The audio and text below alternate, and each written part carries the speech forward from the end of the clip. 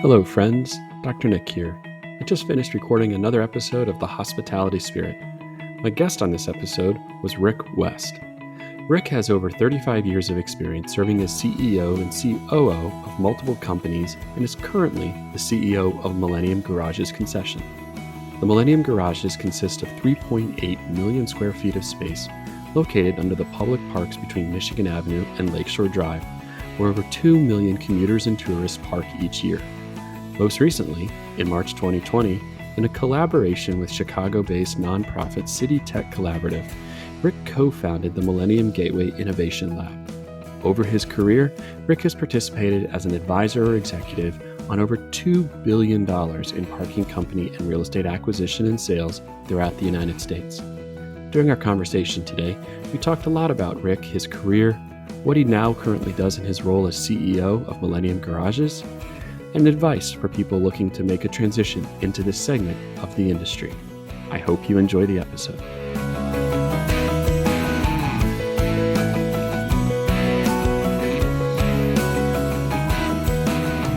Hello, everybody. Welcome to another episode of The Hospitality Spirit.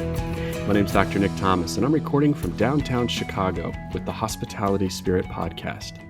My guest today on The Hospitality Spirit is Rick West. Rick has over 35 years of experience serving as CEO and COO of multiple companies and is currently the CEO of the Millennium Parking Garages Concession. Rick, thanks for being here today. My pleasure, Nick. Thank you. So, Rick, we like to start out the same way with all the guests. Just, I said your title there, but for those listening that maybe aren't familiar with Millennium Garages Concession or really what the CEO of that organization might do, tell us a little bit about what you do. Sure. So first of all, I think a lot of people feel like they're familiar with the Millennium Garages, but what most people, when they come and we give them a site tour, is they're just astounded by how large it is. It's a 3.8 million square foot set of 4 garages that are underneath the parks in the Loop area off Michigan Avenue and Lakeshore Drive. And it's just the enormity of it. And, right now, pre-COVID, we parked about 2 million cars annually. That's predominantly commuters, but also tourists and things tied to events. So it's very, very active, but it's very unseen because it's 100% underground. That's Um, interesting. What is yeah, this? Is this a relatively? I think a lot of us have been inside the Millennium Garages at some point. I think you're absolutely spot on. At least, our campus is right at the corner of State and Jackson, so I would assume many of our students, even and faculty, are parking there. Is this a relatively new garage, or has this been around for a while in downtown Chicago? well, it's 4 garages, as I mentioned, and they were built at different times. And I believe the first one was built in the 80s, and then they occurred at different times, as I've said. So there's the Millennium Park Garage, the Millennium Lakeside Garage, and the 2 on Mission Avenue, or the Grant Park North Garage, and the Grant Park South. So if you've been driving or walking up and down Michigan Avenue, you would actually see the entrances and exits because the garages extend underneath Michigan Avenue and several other streets as well. So when you see the canopies, like on the west side of Michigan Avenue, that look like they would go down to the subway, they actually go down to the garages. Interesting. Interesting. Are these, and because of that, because of the layout of downtown Chicago, I mean, those Michigan Avenue is always going to be there. Those parks are always going to be pretty much for the most part undisturbed. So these garages are here to stay well into the future. Is that kind of an accurate assessment? Oh, that's very accurate. Essentially, before they built the parks, they built the garages to be underneath the parks. And I agree, the parks are always gonna be there because we are a concession of the city slash park district. We actually have it was originally a 99-year concession. The ownership group that owns the concession now acquired it about 3 or 4 years ago. And that's one of the things we'll talk about more as we go through our session together. It's 3.8 million square feet. It's going to be around for another 85 plus years. How do you keep it relevant? Sure. Because parking and driving and all those things and all forms of mobility are going to constantly be changing. So I always like to, for those who are listening that maybe aren't familiar with what a guest does as a part of their particular job, I like to do a kind of what does a typical day or week look like for you? But I'm keenly aware that there is, when I ask that question, it's what does a typical week look like pre-COVID, and what does a week look like during COVID, and what do you anticipate a week's going to look like after COVID? So a very simple question has evolved into kind of a multi-headed monster. So maybe let's just knock out those first two. So pre-COVID, what would, and you've been doing this for a very long time, so you have this intimate knowledge of it. What is a week in the life of somebody who's responsible for the day-to-day operation of something like a 3.8 million square feet set of four parking garages do?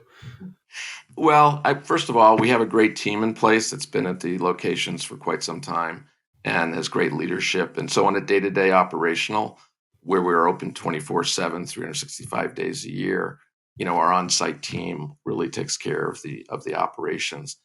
And as CEO, what I focus on are really one is strategy, which is how to better use that 3.8 million square feet. And just as an example, um, we're scheduled later this year to put in dark fiber throughout the complex so that we can bring mobile phone service into Mhm, the underground garages. But the dark fiber will also serve our other purposes for future proofing for 5G and autonomous features in vehicles that need to interact with the internet with no latency. We're, mhm, we're building a micro data center tied into that whole project as well. So strategy of really what should we be doing with this complex over many, many decades. The second thing is because we are a public concession and because I became the CEO about 3 or 4 years ago. So one of the things I really spent my first several years and all the way up to COVID really doing is meeting with the whole stakeholder network. Parking is a dependent service. We don't generate demand, we service demand. And that demand for parking really is coming from the workplace, from events, from tourism.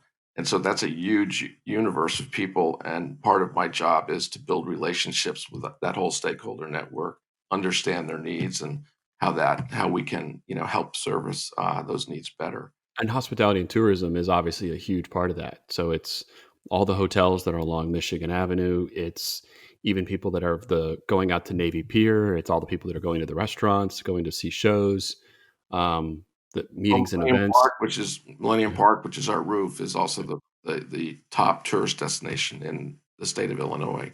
But to put a number to it, if Chicago is the number 2 or 3 tourist destination in the United States, approximately according to Cranes and Department of Tourism at the state level, somewhere around 75% of all the tourist business and leisure tourists that come to Chicago are coming from Illinois and the 8 closest states, Mhm. so regional.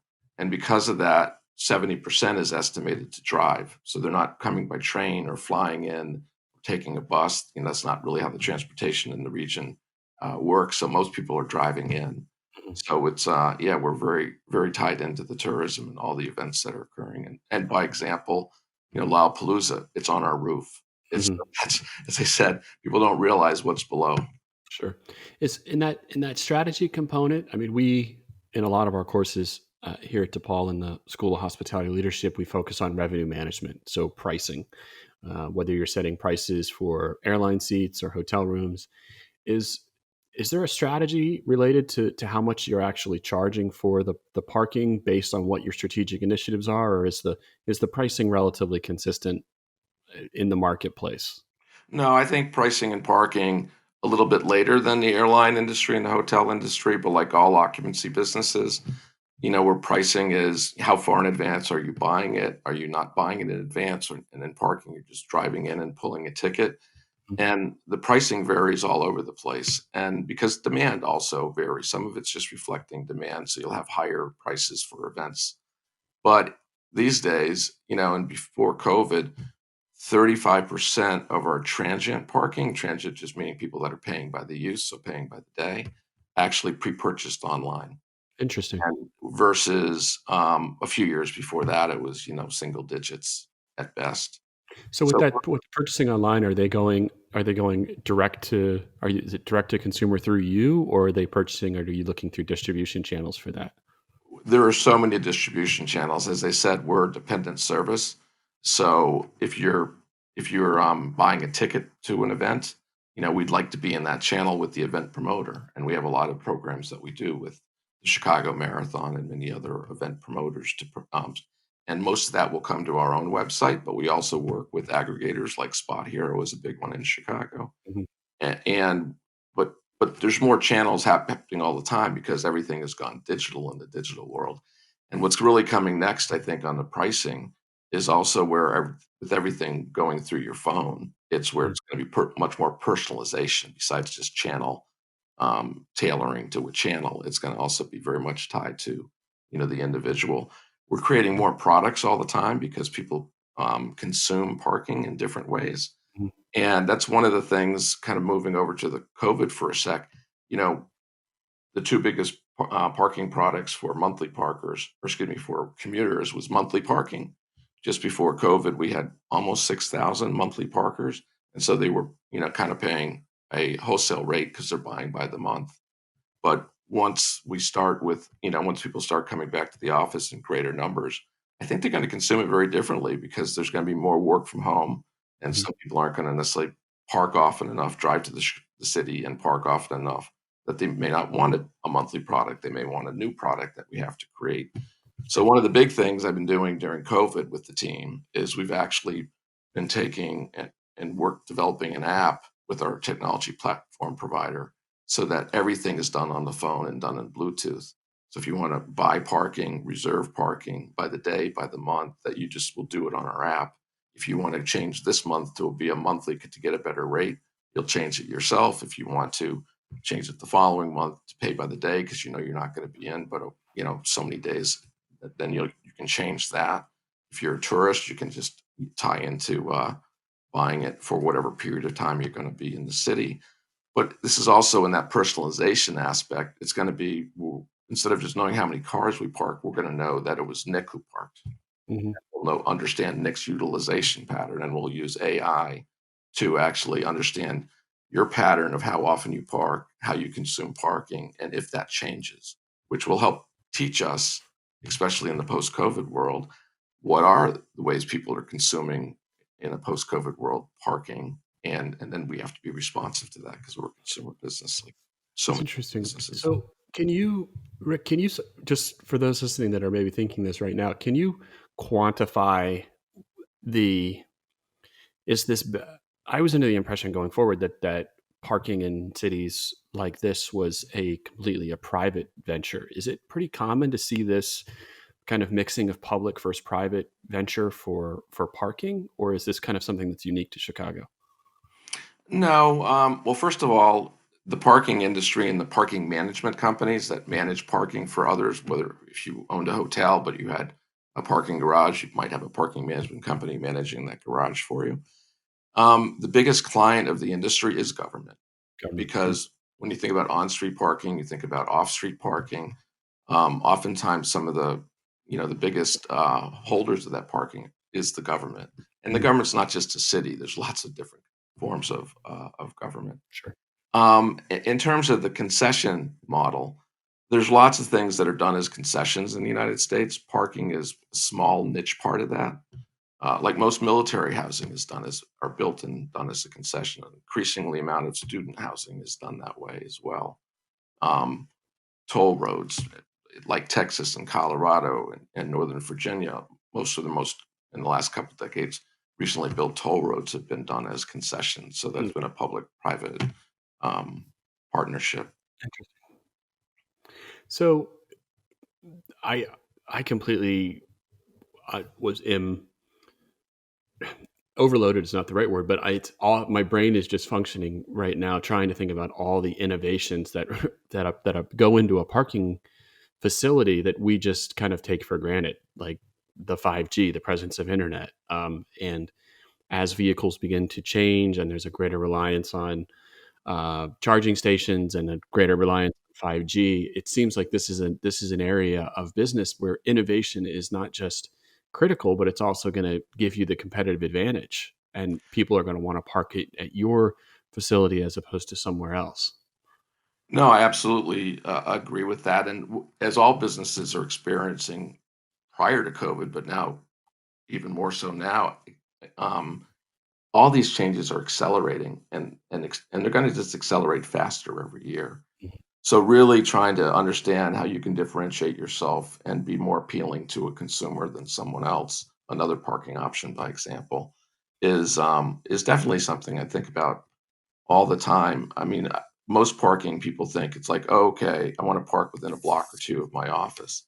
But when you think about a city like Chicago and the Loop area, and you think about the scale of the Millennium Garages, which is over 9,000 parking spaces, I'm much more like a Walmart where we can hit any price point based on that combination of convenience and distance. Mm. And so to walk across the loop doesn't really take more than 15 or 20 minutes. And if someone's trying to save some money, we're a great option wherever you are in the loop. That's Same great. thing with hotels because we work with ride hail. That if you're going to be in the city, it used to be you wanted your car by your hotel because you were going to take your car probably and go in and out sometimes multiple times a day or to a restaurant 2 miles away. Now, of course, one of the things that's been a trend for 5 or 6 years in the industry is you drive to the city. That's still the predominant way to get there. But then you park your car and you don't touch your car again and you move Just set it around and with forget it. wide hail, scooters, walking, taxis, whatever the case may be. So we've really seen that change a lot, but that also means that, we're more accessible to more people because if you're going to be there for 3 days and your car is 20 minutes away because you can save, you know, 50% or more on Mhm. your parking, that's okay because you only dropping your car off once and picking it up once. Sure. So we really cater actually to the multi-day tourism was our fastest growing tourist segment before COVID hit. So now that COVID has hit, and you've seen demand for parking spots from those inbound tourists fluctuate a bit, what are some of the other things that Millennium Garage is doing to adapt? Whether it's revenue streams coming in, whether it's different uses of the facility. What are you doing kind of now post COVID hitting? Well, what we've been doing in COVID, because what's interesting is we still park, 3,000 cars a day. Mm. Now, when COVID first hit, we dropped off a cliff like everything else, and we went down to 1,000. But we are an essential service, and there are essential workers coming into to all these buildings, and so we never really went below 1,000, and then it's built back up. So, well, it's estimated that 10 to 16% of people are back in the office in Chicago on any given day. Our numbers are basically reflective that we're much more recovered than that. Mm. Now, partly what I think attributed to that is two big factors. Number one, we immediately in April put in what we called emergency COVID rates, which was basically it just seemed like it's mainly essential workers, and we just put in an any 12-hour rate and any 24-hour rate, and at first it was $12, and now it's 13.95 in three of the garages and 14.95 in one of them. So Right. really great rates, and I think the word of mouth has gotten out and for people coming in, and of course there's a new large group of people driving in. It's estimated that there are 600,000 or so downtown private jobs in Chicago, Mhm. but that approximately one third of those commuters took mass transit, Mhm. especially commuter rail. But now those people aren't on commuter rail, at least temporarily, they're not on commuter rail. And so there's a lot of people driving. We've had a lot of property management firms, property owners, just businesses or institutions, calling us up and saying we need more parking because our formerly mass transit employees that are essential in coming in are driving now. Let's think about things not related to automobiles. I mean, whether it's farmers market, open air. I mean, the demand for open air spaces that are protected from the elements, particularly as we go into winter, is I would think of paramount importance. Yeah, actually, we've just been reaching out most recently, and we are having discussions regarding a farmer's market. But we think that we're a great alternative because you can socially space without a problem, Sure. and we think we're a great alternative for things that maybe happen in the park in the winter. But if the weather's bad, something come down into the garages, or maybe something like the farmer's market that's just set up and could occur every week, every other week, whatever the right frequency is for something like that. And Sure. I'll tell you what we're doing because we don't pay real estate tax because we're owned by the city and the park district Makes garages. sense. And so if we were to do a business activity that might say we need to pay real estate taxes tied to that activity for that space. But what we're doing right now is just saying that, hey, if you drive in the garage to go to an event and you park, you'll pay something. But that we're actually just offering to give the space away for free just to be a participant and trying to help on the recovery. That's So great. That's great. So, what keeps you up at night, Rick? I mean, what's the thing on your mind right now? Is it staying at the leading edge of this innovation? Is it getting us through kind of through COVID and finding some sense of normalcy? I mean, what are you professionally? What's keeping you up at night? many things. I mean, one of the things I think all businesses identified the moment COVID hit and and so much business activity just stopped was liquidity. Mhm. You always said, "Oh, I get, I have bank lines of credit. I'm set and good for this," but this has never happened before. So you really got to take a look, like all businesses, and um, myself included, of like, okay, I thought maybe at first this was going to be a 6-month event. Now it's turning out to be an 18-month event, Mhm. and so you really are looking at that aspect. Um, but I think more for me, it was like, what's the world going to be like? Because once again, we're a dependent service when we kind of start coming out the other end. And I don't know. So the whole thing I described with the app is because we don't need to know. We people can decide themselves and change their mind over time, and we're ready for that. Mhm. So that and then the big thing is that one of the things I find, and I've done this in my career, both 9/11 and then the Great Recession, is during moments like this, when there's so much disruption in the world, you can get so much done. Mhm. So if I go to let's say, a property management firm that manages 10 buildings in the loop and say, hey, let's do a program for your tenants, it's hard to get people's attention when everyone's really busy and very successful. In a moment in time like this, you can actually build digital distribution networks, so channels, as you call them, which is I also call them that.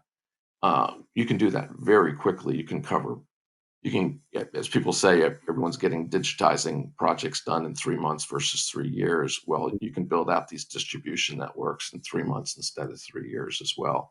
So it's really trying to take advantage of that. And then, one of the things you think about more, and you didn't think much about this in the past, but just understanding my team that's on site 24/7 Mhm. and just mental health because everyone's just working. They're going home, they're not going out anywhere. Yeah. And so we just, and then what can we do on the site, which we've dealt with all of that, all the ventilation and everything else to make sure that we've adjusted. But that's so it's an it's so there's some defensiveness about it, like make sure you got your liquidity right, but Mhm. then you play offense and take advantage of it. And I would imagine, correct me if I'm wrong, but I would imagine you're sitting on an immense amount of data related to consumer behavior, how they purchase things and um, travel patterns, and even down to the granular detail of looking at timing, with staffing and matching that up perfectly. And that's got to be a fun part of your job as well, I would think, just looking at all that, Well, that our COO does more with like anything having to do with the operational and the staffing, but you're right on the data. Our industry has not been a very good consumer of data, information. and our technology is not necessarily been well set up for that. And I'll say I was, in a way, fortuitously lucky. We were looking at acquiring a whole new technology platform for the complex when COVID hit. And so we said, well, we're not going to spend that $2 million on Mhm. that right now. But what we had done to get ready, because we had all this data from the 12 years the current technology platform was there, is we had put all new servers in all the garages and in the back offices. And what we found is that it allowed us to then put in the new current operating system from our technology provider, which in essence is allowing us to unlock all that data and start using AI in ways we had never had the opportunity. And then, like I said, by moving to the app, it's going to take that from knowing, well, this is how this company consumes Mhm. parking, to now know how every individual is consuming it and understand those pattern changes. So That's it's fascinating. we are we're moving heavily into the data on everything. That's great. Well, Rick, you are the CEO of Millennium Garages Concession. I really appreciate you taking time out of your busy day to be a guest on the Hospitality Spirit podcast today. I really enjoyed our conversation, so thank you. And thank you, Nick.